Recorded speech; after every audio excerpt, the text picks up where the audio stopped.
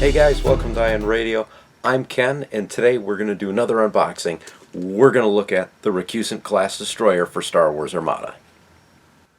So here is the Recusant class destroyer. John and I have both been really excited and anticipating getting this, and we're going to get to the unboxing in just a second. One thing though that I wanted to point out, because it has been asked on our Discord, a couple other places, was if it had all the AMG logos or not. Still has the Fantasy Flight information on the box. So let's get inside and take a look at all the neat new toys we're going to get with this expansion. Okay, so here is everything that comes in the box for the Recusant class destroyer. As usual, we have our informational card pamphlet that includes the information on what's on there. All of the components, we'll take a snapshot of that later, and of course all of the credits, playtesting, and the few additional rules that come with it. We have our large plastic base, the support fin in one bag. Here we have our deck of cards. We'll go through these in a minute. We have our cardboard. So we have the arc lines for the Recusant. Normal stuff, raid and command tokens, defense tokens, shield dials, etc. And finally, the thing you guys want to see, the model itself. So let me get that a little bit closer. But as you can see, this is a gorgeous model. Similar to the Providence class, where you can see all of the detail work on the lights. This is a very thin model on the middle section. Great paint job though, a lot of excellent highlighting work. And we'll do a little bit better view in a minute. Look how thin that sucker is.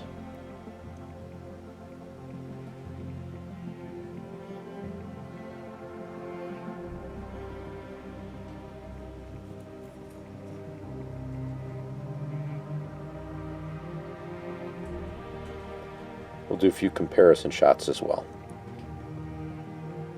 So here's a couple different comparison shots. We're going to start with what the Recusant looks like relative to the Providence. They're roughly the same length, but the Providence definitely has a lot more to it. So here's a prime example of one of the more interesting features about the Recusant is the weird front and rear arc. And then a couple comparisons with the Venator.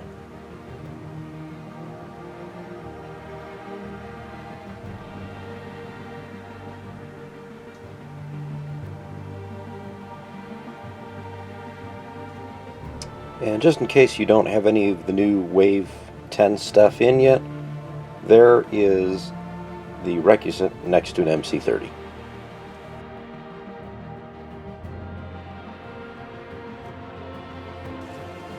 Let's take a look at the ship cards. As usual, there are two of them.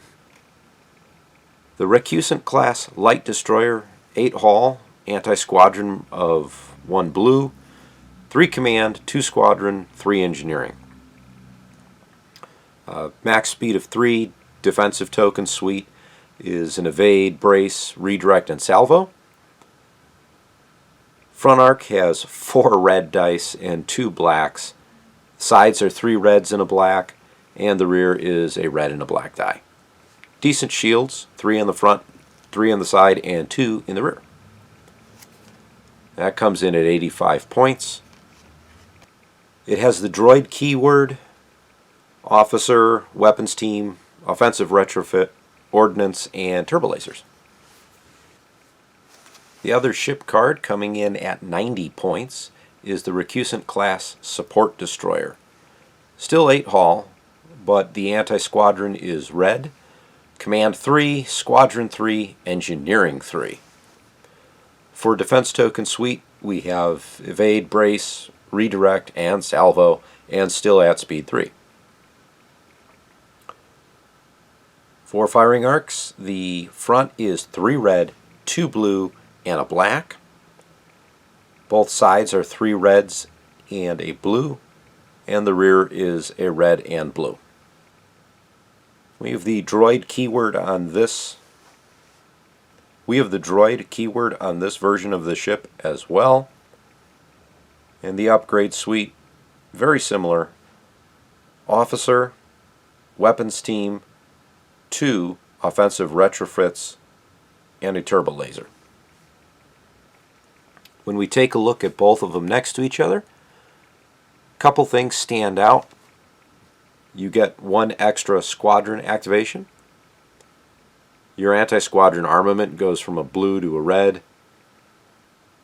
And your biggest difference in firing between the light destroyer and the support destroyer, the sides and the rear change their black die into a blue, and the front arc will take 1 red and 1 black, changing those into blue dice. One thing I find interesting here is the maneuverability on your second click for speed 3. The upgrade suite is virtually identical, the only difference being the light destroyer will have an ordnance, the support destroyer will have a second offensive retrofit.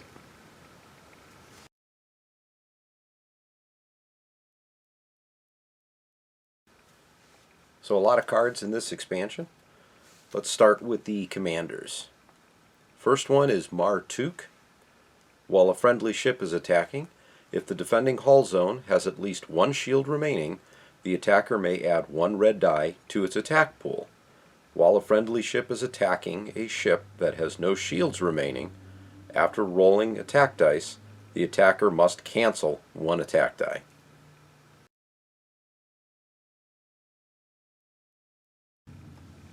TF 1726.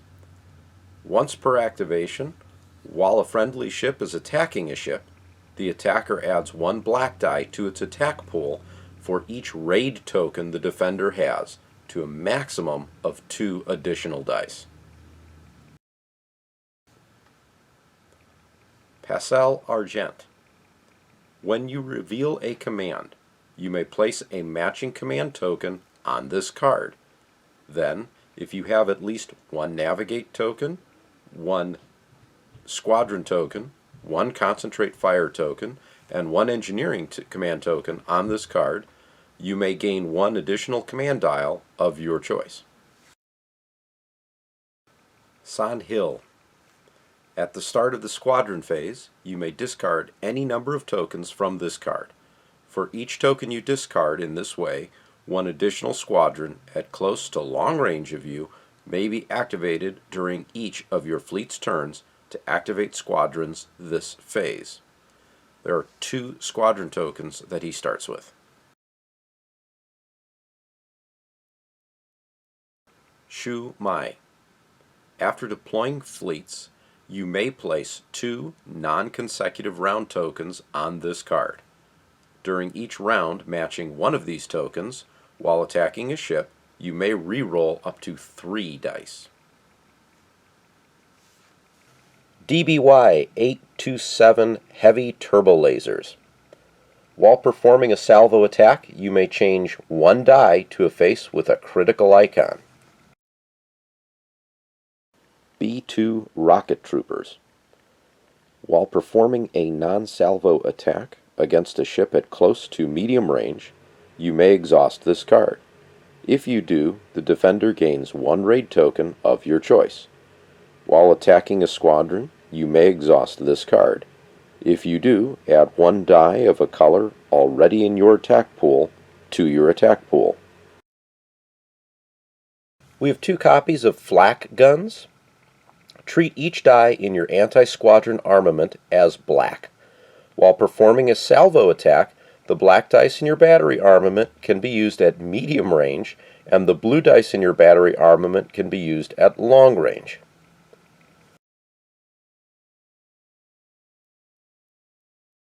Now we're on title cards. First one is Gilded Aegis. At the end of the command phase, or ship phase, you may discard a redirect defense token to move shields to 1 of your hull zones.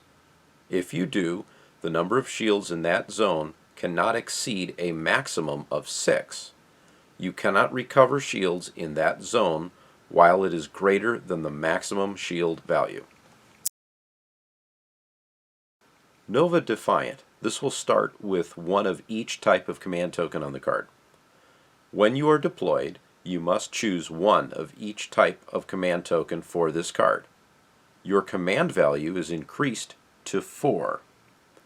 You can be assigned more than one of each type of command token. When you reveal a command, you may discard all of the tokens from this card to gain them.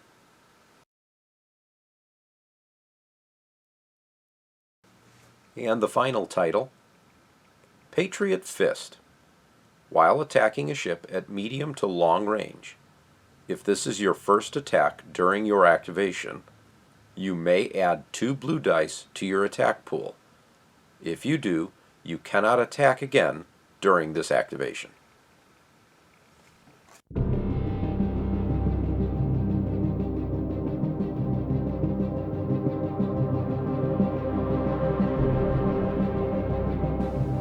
So that's our unboxing of the Recusant class destroyer for Star Wars Armada. I'm really excited to get this particular ship onto the table. I know John is also, and I think has 3 or 4 lists already set to go. So hopefully we'll have this in a battle report, maybe this week or next, and you guys can enjoy that.